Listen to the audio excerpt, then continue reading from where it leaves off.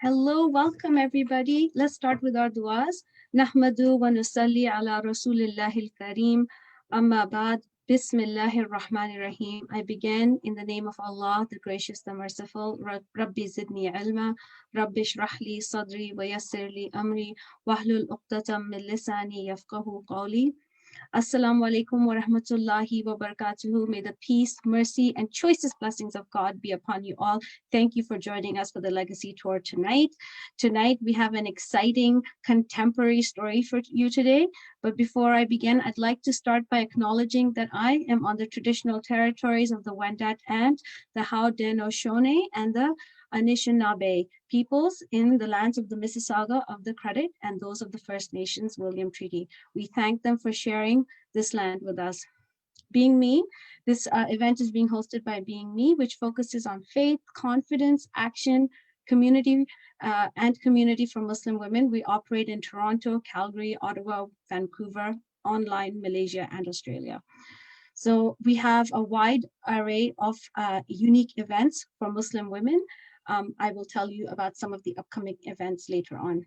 So this event is the Legacy Tour, which explores the lives of Muslim women throughout the ages who rose to great heights, overcame incredible odds, and left a lasting legacy for those to come after.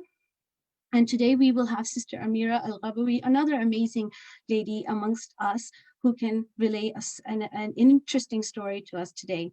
So before we begin, we have our Quran reciter from the west of Canada in Calgary, Alberta. She joins us and she is 14 years old. She's in grade 9. She's a Hafiza. She studies at the Calgary Islamic School. She's completed a few courses from Al Huda Institute. And so as she's memorized the Quran, we had the opportunity to listen to us and she recites beautifully.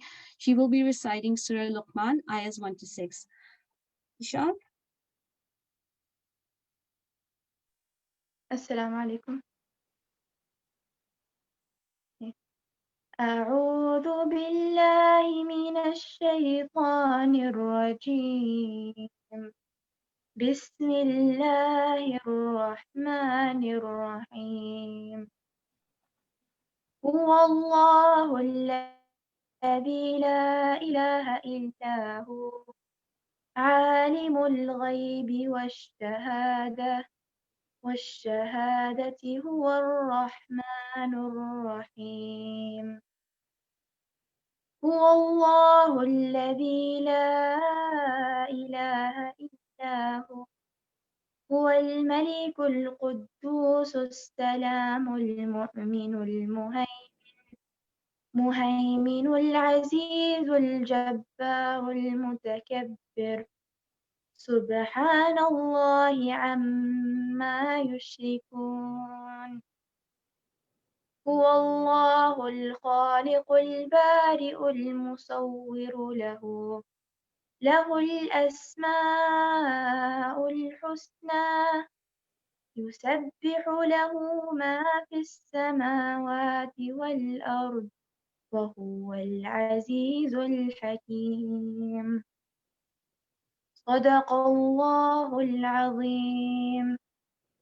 He is Allah. There is no God worthy of worship except Him, knower of the seen and the unseen, the most compassionate, the most merciful. He is Allah. There is no God except Him, the King, the most holy, the all-perfect, the watcher of all, the Almighty, the supreme in might. Glorified is Allah, far above what they associate with Him in worship. He is Allah, the Creator, the Inventor, the Shaper. He alone has the most beautiful names. Whatever is in the earth and in the heavens constantly glorifies Him. And He is the Almighty, the All-Wise. Jazakallah. Jazakallah khairan, Sister Ishal. Thank you for staying up and reciting for us today. We will hear from Ishal later on during the session. Now, it is my pleasure to introduce to you our next speaker in our Legacy Tour, and that is Sister Amira Elghawaby.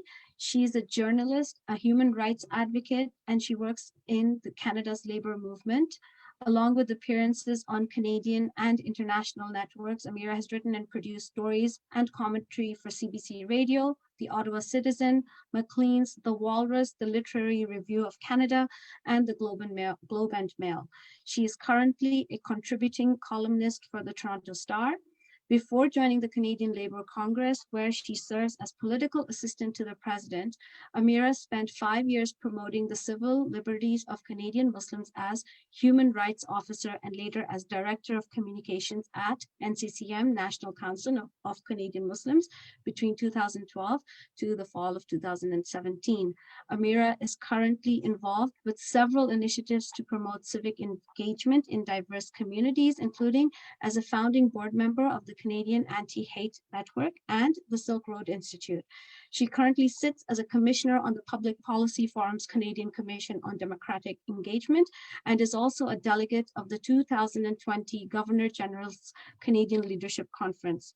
Amira was a writer in residence at the 2019 Literary Arts Residency at the Banff Center for Arts and Creativity.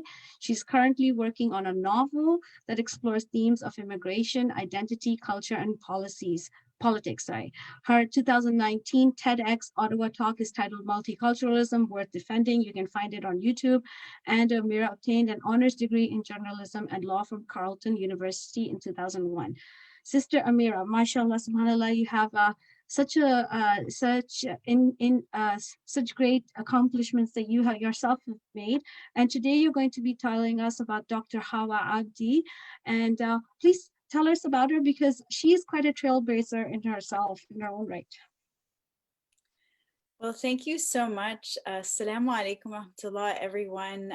Good evening. It is such a pleasure to be joining you tonight. Thank you very much, Aram, for that kind introduction. Thank you to the entire Being Me team for putting this legacy tour together.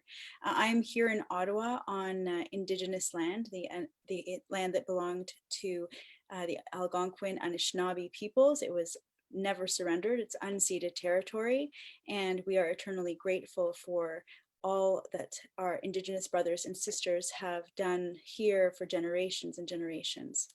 So yes, tonight I am going to be talking to you about a giant in Muslim communities, in our Muslim history, and a contemporary one. And I will be sharing a presentation with you tonight. So I will be going over what is truly an incredible story that I did not even know very much about until I was asked to participate tonight in this legacy tour. And I was asked to choose, someone from throughout Muslim history, and I was able to also think about someone from contemporary times. And Hawa Abdi was the name that was one of the options, and I had heard of her, but didn't know very much. And so really leapt at the opportunity to learn more.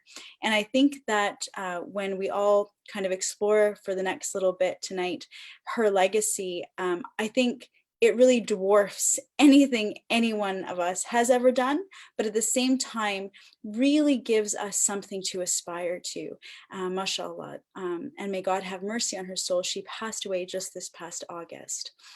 So let me tell you about Hawa Abdi, a contemporary Muslim hero and heroine for us. So before I dive into it, I just wanted to emphasize why it is so important that we are gathering for this legacy tour. It is so important to share the stories of not only these incredible people, to commemorate what they've done, but it really is to help us constantly center our own identities, constantly center ourselves along a long and beautiful, illustrious pathway of those who came before us to help us imagine where we can go further in the future. So if we don't tell our stories, who will? And when it comes to Hawa Abdi, one of the beautiful descriptions that I came across as I was doing research for today's presentations was this quote. And it was said, where are you going? One dusty, desperate traveler might ask another in the years of Somalia's civil wars, and the frequent answer was to Hawa. So who is Hawa? Dr. Hawa Abdi embodies the resilience, the compassion, and grace of the human spirit. She reminds us that we are deeply interconnected and compels us to act. If we seek to create lasting peace, to preserve freedom and protect dignity, we need to stand with leaders like Dr. Abdi. Again, these are some of the quotes that I came across as I was reading about this incredible woman. And so I'm going to stop telling you, and I'm going to show you why it is she has received accolades from all around the world for her work, why she was even nominated for a Nobel Peace Prize, why she has gotten countless awards and support from the highest offices of various governments around the world. And I will do this by showing you basically why it is that she has had such an impact.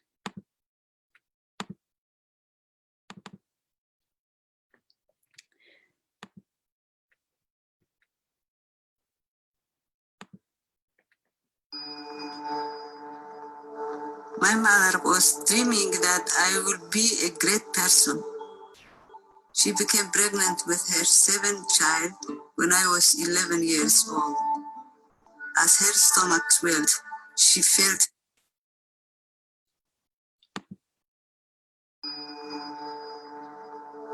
My mother was dreaming that I would be a great person. She became pregnant with her seventh child when I was 11 years old. As her stomach swelled, she felt weakness and pain. But she said, "No problem, Hawa. Everything will be okay." Whether it comes to us through violence, disease, or even childbirth, death is not the end of our story. You have to get up and help someone who needs you. I became a doctor because I wanted to save others, feeling the pain I felt when my mother died. The Somalia I grew up in was so much different than today. Mogadishu was the best place in all Africa. In the rural area, children had fresh milk, fresh meat, fresh air. Life was very peaceful, very simple, and very peaceful. It started to go bad in 1988 when the government collapsed. More and more people come to us to escape the fighting. The Somali people have tradition of hospitality. When a traveler comes to you, you have to give him the best of what you have. It seems only natural that the problems we could solve, like giving someone a place to stay and a feeling of safety, should be solved. When space became full, family began to sleep under the trees. After more than 20 years, it became 90,000 people. These people have become my family. Here we are all Somalis. If you want to identify with your clan, you cannot stay. In time, my children become doctors, and now we work together. Each crisis we face gives way to the next as a new group takes control of our area. Sometimes these children with their guns, they told me, "You are an old woman, you cannot be in charge." I said, "And you are a strong young man, what have you done for these people?" Whether to fighting or famine, we have lost as many as 50 people per day. We get up, we go on, and we help someone who needs us. Today, our one-room clinic is a 400 beds hospital. I live for the hope that peace will come, that my children and my grandchildren will someday know that Somali I loved. Until that time, they can build on what I have started. I'm Dr. Hawa Abdi, This is my vital voice. Now brace yours.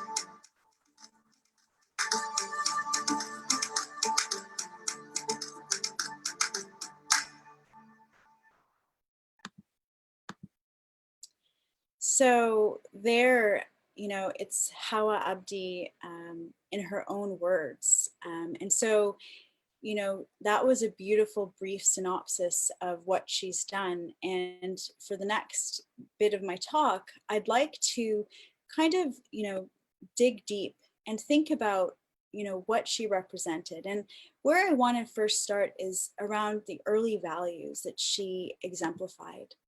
Now, first, her early life, she was born in Mogadishu in 1947, and she grew up in South Central Somalia. And one of the things she said in the many, many interviews that she's given was, when I was a child, I only wanted to satisfy my parents and make them happy. At that time, life was difficult and it was hard to get enough food for everyone in the family. But even as there were no jobs, it was raining plenty every season. People were farming, animals were eating grass, and in that way, people were living. It was hard, but there was more honesty and happiness. So right away, even in that quote, you see already the beginnings of, what she was valuing when she was young. She valued her parents. She valued her family.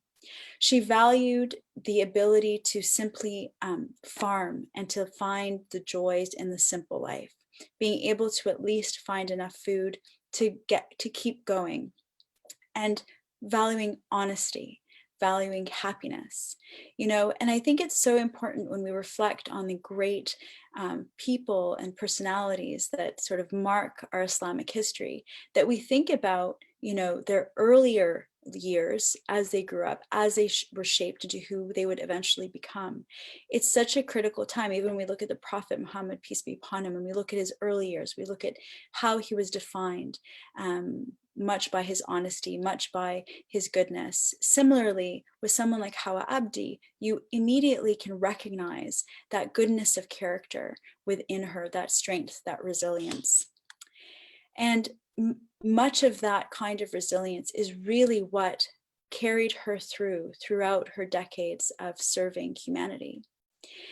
Now, one of the other things that you notice with many great, great personalities in our history and even in world history is many people who will go on to do incredible things are people who've witnessed pain. And not only have they witnessed pain, but they've taken that pain and they've used it towards empathy.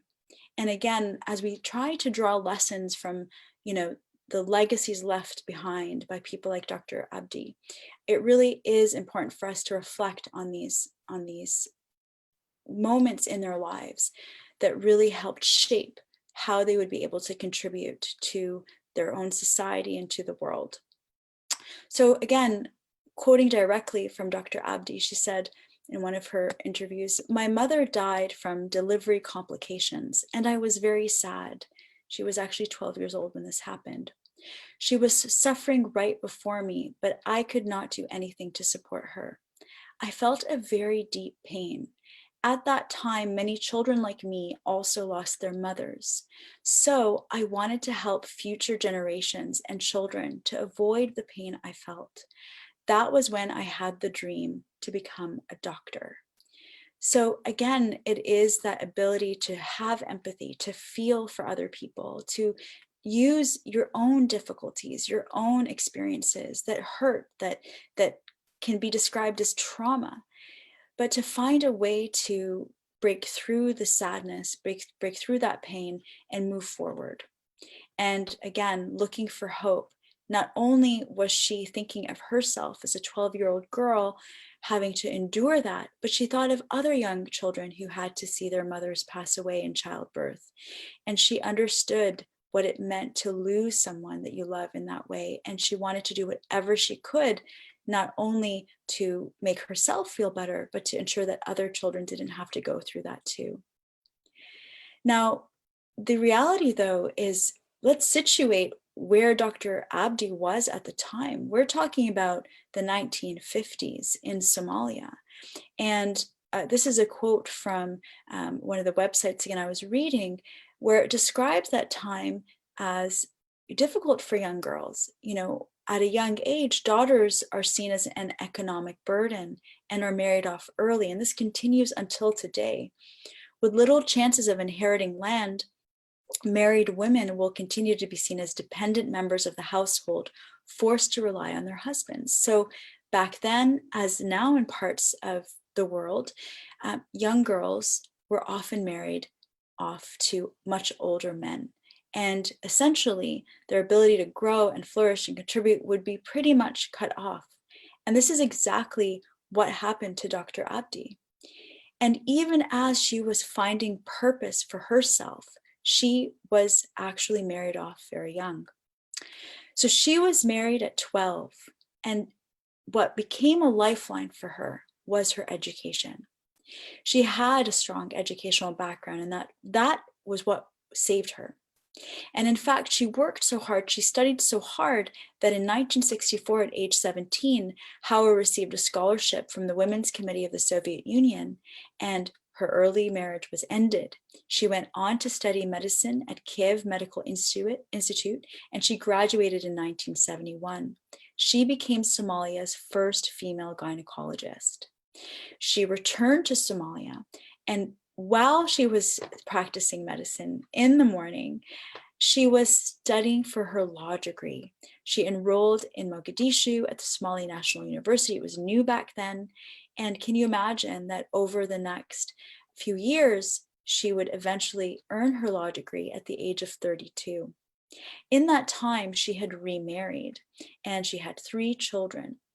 She met her husband while she'd been studying in the USSR, and later one of her children would die in adulthood. Now, she and her husband, actually, her second husband, would also divorce. And I think that I'm going to pause on this actually, because it's really important to remember that there is such a taboo in many Muslim societies around divorced women. But again, Dr. Abdi didn't let that stop her. She didn't let anyone define her value, whether she was married, whether she was not married.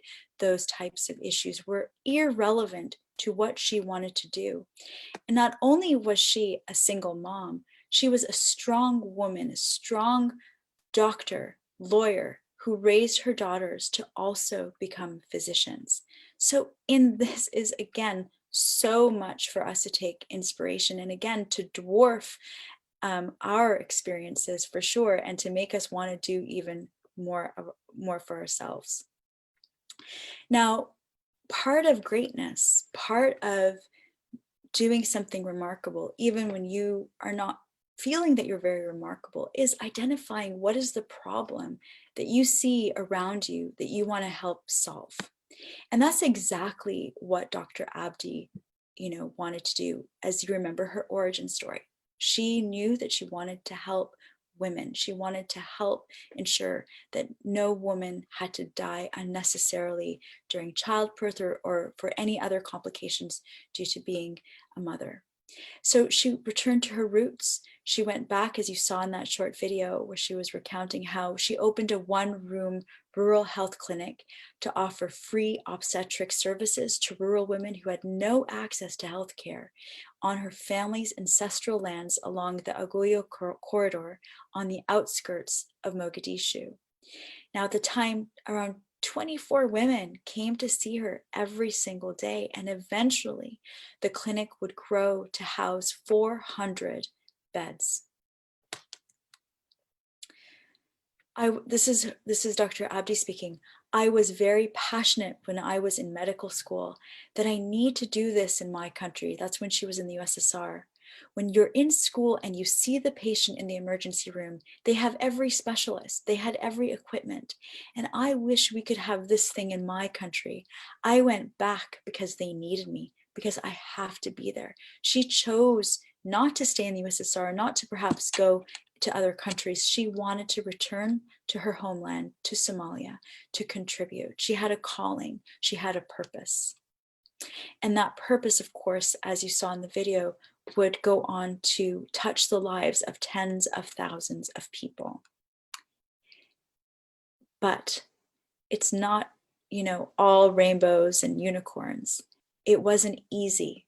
In fact, as many of us know, war came to Somalia, and as she described in that video, war came and that completely shattered her country, her homeland, the homeland of many of our Somali brothers and sisters who are now, many of them living here in Canada and around the world because they had to flee, and those who were not able to flee and who had to remain inside Somalia despite all of the tragic experiences that have been endured by the people there.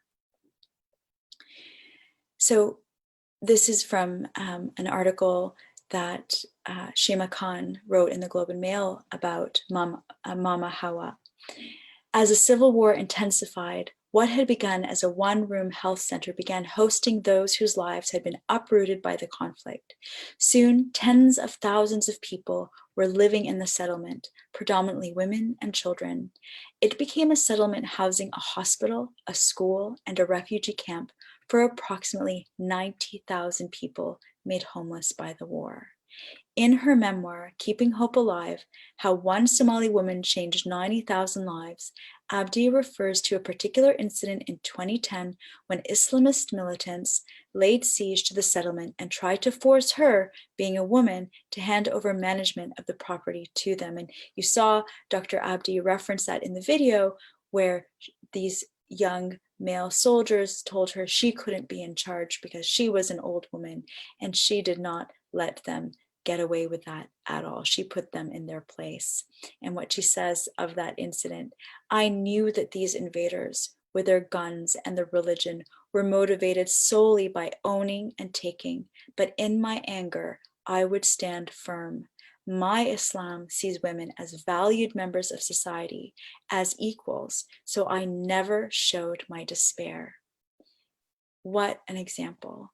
Even in the midst of all of that chaos and all of that turmoil, Dr. Abdi was very, very firm about her faith. She knew what it stood for. She knew it was not something that could be forced aside and that she would have to give up her rights as a woman simply by letting go of what she knew her purpose was. She wasn't going to let anyone take it away from her.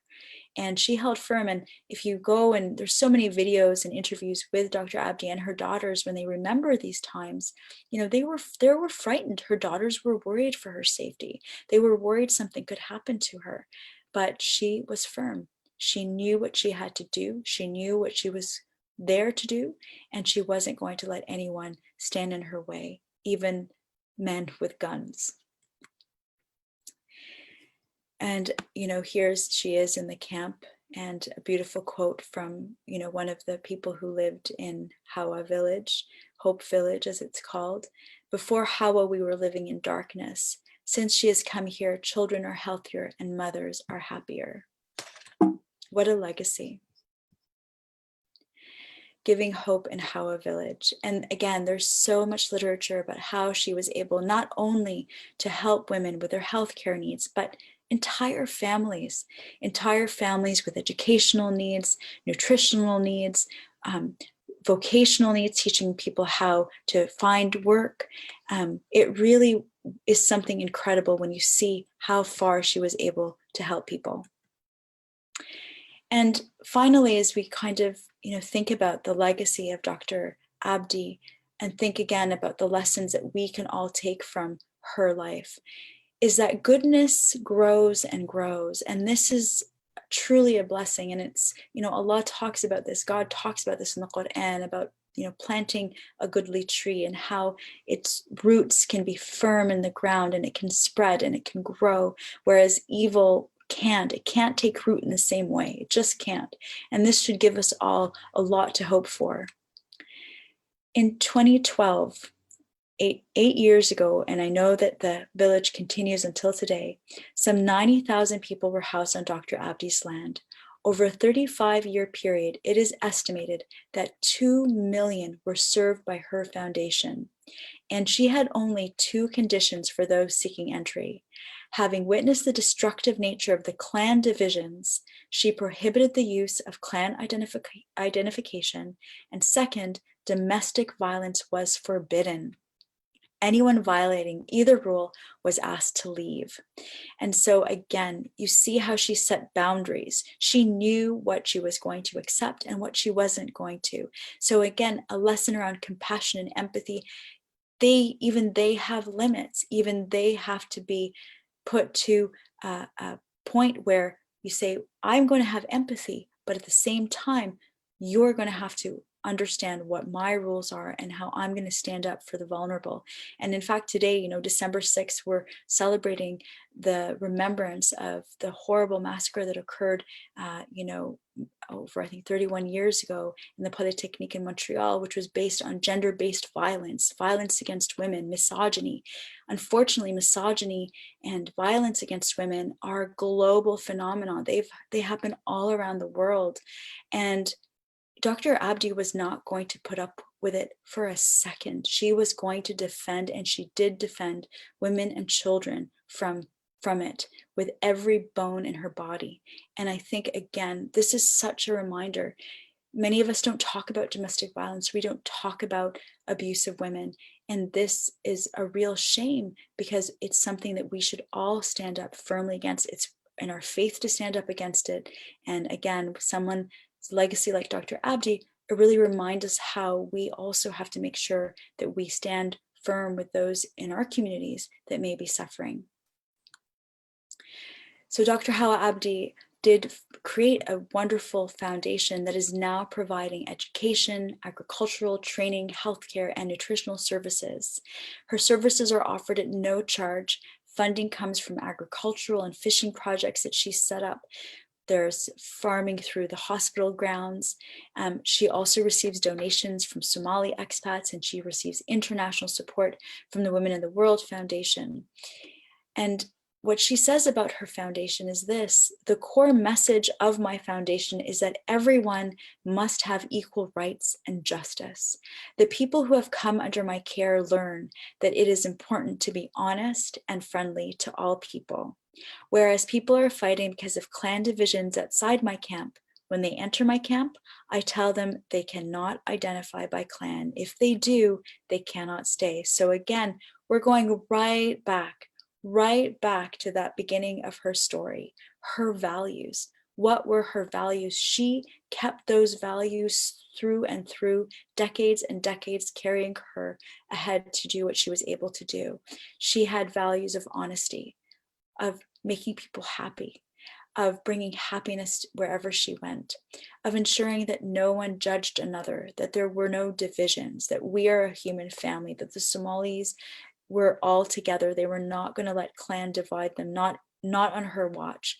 And again, lessons for all of us when we think about how within our own communities, there's anti-Black racism, there is other forms of discrimination, there is sexism, there is all sorts of really ignorant attitudes that we see manifest all around.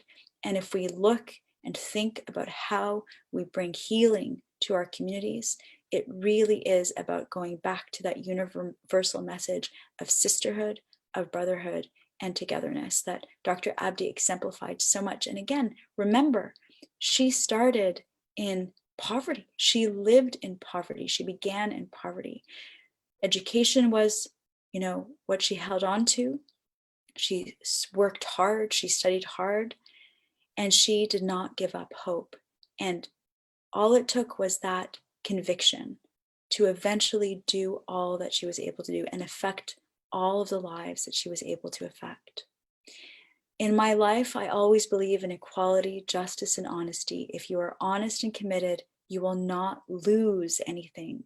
There are challenges, but that is the will of the God. I find this in the Italian proverb, and I'm not going to try to pronounce it, you can read it, which says that if God doesn't allow it to be successful, it will never be. And these are just some beautiful images of Dr. Abdi with her family and her daughters, and in her natural setting with all of the people that she worked with. So as I mentioned, Dr. Abdi passed away this past August. And, I hope that tonight before you sleep and you're doing your evening prayers, that you will say a prayer for her, read the Fatiha for her, and make lots of supplication for her and her family, and for Hawa Village, which continues on until today, and knowing that ultimately what she did is what we all hope to do in some small way, probably never going to reach the same heights that she was able to in terms of impact. But the point is to do your very best, to work as hard as possible.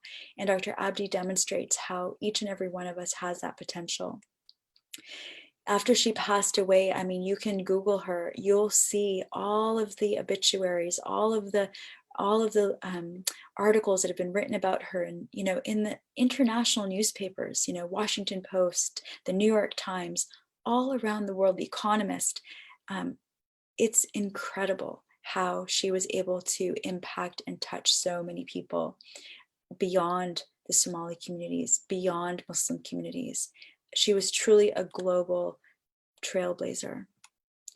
And finally, you can also donate to her foundation. You can help support and be a part of that legacy. And maybe, just maybe, God willing, we'll have an opportunity to meet her one day and talk about how we helped support what she started. So thank you so much for listening to me today and sharing this incredible legacy of what Dr. Abdi has done for all of us. Thank you. Thank you so much, Sister Amira. If you have any questions for Sister Amira, please post them in the comments section and we will read them out to Sister Amira. In between, while you are thinking about your questions, we'd like to tell you about some events coming up for Being Me. We've had the past month, the month of November, was a month for social justice. We were concentrating on different topics on social justice. And for the month of December, we are embarking upon a theme of bricks of faith. So as it says here, a faithful believer to a faithful believer is like the bricks of a wall enforcing each other. So while saying that, the Prophet clasped his hands and by interlacing his fingers. So this means that us as believers, if we all join together, we can help each other out. So for this, Being Me is promoting a few charities to help with, we've titled it Giving Tuesday Week. So you can help all of these different frontline charities. We're honoring them, we're showcasing them, and you can support them on a daily basis. You can support them weekly, you can support them for the whole month. You can stay in tune into our channel to find out about our charity partners. We're working with Nisa Homes, Happy Strong Families, Nisa Helpline, the Dharman Foundation for the Uyghur people, OBAT, Justice for All, and Dean Services and Human Concern International. So please help support them. They're all doing wonderful work in our community. They're our charity partners for the month of December. So if you find an opportunity, please help their work. And another thing I'd like to tell you about is our legacy tour has grown, subhanAllah, from June all the way till December. We'll be closing off in December soon. So we've had Sister Reham Hassan, Sister Halil Banani, Dr. Suzy Ismail, Dr. Halima Bukharusha, Sister Amina Ega, Sister Razia Hamidi, and Dr. Sarah Hassan. And we have two more legacy tours coming up. That the next one is with Dr. Sarah Hassan. She'll be talking about Ayman, and then we have Sister Fatima Abdi. She'll be coming up next. So inshallah, we hope to see you for the next legacy tour on December 12th. Dr. Sarah Hassan is from Melbourne, Australia, so she's in another time zone and it'll be the next day for her. So inshallah, I hope that you can join us. In the meantime, let's check our chat box to see if we have any questions. Let's see. Do we have any questions? While we're waiting for the questions, I have a question for you, Sister Amira, and that is, how did you, I know you chose Dr. Hawa Abdi, but I see there's a lot of parallels between Dr. Hawa Abdi and your own work. So would you like to tell us how you chose her, why you chose her, and what inspires you about her? Thank you so much. I mean, I don't, I don't imagine that any of my work is as impactful as Dr. Abdi, but perhaps, what she talks about in terms of justice and equality and human rights, I think that really resonates with me. And I chose her, because I think one of the things that I'm often disappointed in myself is that there are so many incredible figures, Muslim figures in our contemporary times right now that I don't even think we know enough about. And I feel that, while sometimes we're a little bit too fixated on worrying about Islamophobia, which of course is a real concern, or, worrying about just even the day-to-day of our lives, we tend to forget, to really take a moment to learn about our fellow Muslims who are active in whatever country, in whatever way, and especially women. The other day, I saw someone posting about, the 500 most influential people in, the Muslim world or whatnot. And many of the figures on the cover, I don't think they're influencing anyone in a positive way. I think they're very negative, and I won't get too into that. But the point was, the cover anyway was all men. It was all men. There was one elderly woman in the corner. I don't know who she is, but I guess she's influential. And I couldn't see a single other woman. And I said, my goodness, if we don't share stories about each other, as I said in my presentation, if we don't tell our stories, who will? So it's a little bit out of an opportunity to learn about Dr. Abdi, because when she passed this past August, and I quoted from Dr. Shima Khan's article that she published about Dr. Abdi in the Globe and Mail, I remember skimming over the article quickly and being impressed, but I, again, just didn't have the time to explore her life. And so in preparation for today, and what I learned about her and what I shared with you, I mean, subhanAllah, this woman is, incredible. And she did it throughout so much hardship. She did it as a single mom. We don't talk enough about what single moms do in our communities. I think that is something. So alhamdulillah, like I find her very inspiring, and I think it's important for all of us to, again, learn about each other and use these positive stories as ways to propel ourselves off the couch. Yeah, I think, when you look at her work and you read figures like 90,000 people that she helped, and you think, you know what, that's impossible, that she's somebody exceptional. But really, if you look down at and you break down her life story, and you start off from when her mom passed away and she made a decision that she's going to go and help. And when you break her life down into little snippets, and you're like, okay, this happened, but she just took it on. And that really inspires us into thinking that, don't ever think that the little things that you're doing are little. You don't know what effect they're going to have, and just keep taking it on and be brave, basically. Because like you said, like sometimes we worry about people discriminating against us, Islamophobia, or even just regular everyday, interactions, and those things stop you. But she had people kidnapping her. She had people, and she's negotiating with them. And she's telling them, don't, and when they released her, she told them that you need to write me an apology letter. I mean, most people, when they've been freed from being kidnapped, they're going to say, okay, that's the end of it. No, but she demanded an apology letter and she got it. So I find like that in itself is so inspiring and liberating as well. So subhanallah, we have some so yes, go on, Sister Amira. I was just going to say, and also I picked up Barack Obama's latest memoir, for instance, because I heard so much hype about it. I didn't even know that Dr. Abdi had a memoir.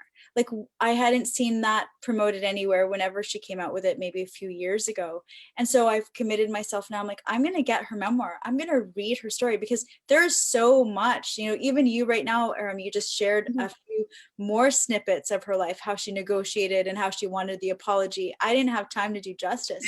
So I think for those who were inspired, I think we should all dig up that book of hers and read more and learn more about her. I think you have inspired people with the story, because I'm seeing in the comment section some young teenagers, and they're writing and they're saying that they, first of all, they're relating to satisfying their parents. And there's some who are writing that now they feel inspired to do more and to plant those seeds so that they can grow. And also they're talking about, I think I see a comment, how important scholarships are and how an opportunity to education can change a person's circumstances. I find it fascinating that she's gone from Somalia. You have, you know, different, I know you have 3 languages in Somalia, but she's gone to Russia, like different language. How are you, and you're learning science, you're, you know, it's a difficult thing. And subhanAllah, she achieved that and then came. And the most amazing thing is that she came back to her country and she contributed. And that, I think, in itself is inspiring, because sometimes we live in our bubble and we can't see past our bubble, and people like her show us that we can, you know, dream bigger, do better, and do it, and don't give up no matter what. Let's see, do we have any more messages? No, I think that's about it. But Sister Amira, thank you so much for joining us and for presenting. It was a nice change, because normally when we do the legacy tour, we have people that we are learning about that lived maybe 1,000 years ago, 2,000, maybe 4,000 years ago. So we really don't have that connection. And with today's event, I feel like we were really able to connect, because you can hear her voice, you can see her, and that really was in itself quite inspiring in itself. So thank you for bringing her story to us. We hope that sometime you can join us again, inshallah. And do you have any parting words, Sister Amira, before we close? I just want to thank you again, Aram, for hosting this, and for the entire Being Me team and everyone who's doing all the technical work, and just thanks for creating this space for people. And I can't wait to read the stories that the participants and those who are watching. I can't wait to read your stories, because everyone out there has their own story to tell and to write. So inshallah, God willing, we'll all be able to do incredible things. Yes. Assalamu alaikum. Wa alaikum assalam wa rahmatullahi wa barakatuhu. If you listen to this legacy tour, we have in the comment section a survey link. So if you could kindly fill out the survey link and send it back to us, it will help us know where we're going right and where we need to improve. So thank you so much. And remember that the next session is on December 12th with Dr. Sarah Hassan. She'll be talking about Baraka Ayman. And before we finish, we would like Sister Ishal to recite Surah Al-Asr, ayahs 1 to 3. Sister Ishal. أعوذ بالله من الشيطان الرجيم بسم الله الرحمن الرحيم والعصر إن الإنسان لفي خسر إلا الذين آمنوا وعملوا الصالحات وتواصوا بالحق وتواصوا بالصبر صدق الله العظيم. By the passage of time, surely humanity is in grave loss, except for those who have faith and do good, and urge each other to the truth, and urge each other to perseverance. Jazakallah. Jazakallah khairan, Sister Ishal. May Allah help you in your journey and help you achieve more in your life. I hope that you were all inspired by today's legacy of Dr. Hawa Abdi, and that it will inspire you to achieve more, inshallah, in your life and give you a purposeful life. Subhanaka Allahumma wa bihamdika ashhadu an la ilaha illa anta astaghfiruka wa atubu ilaik. Assalamu alaikum.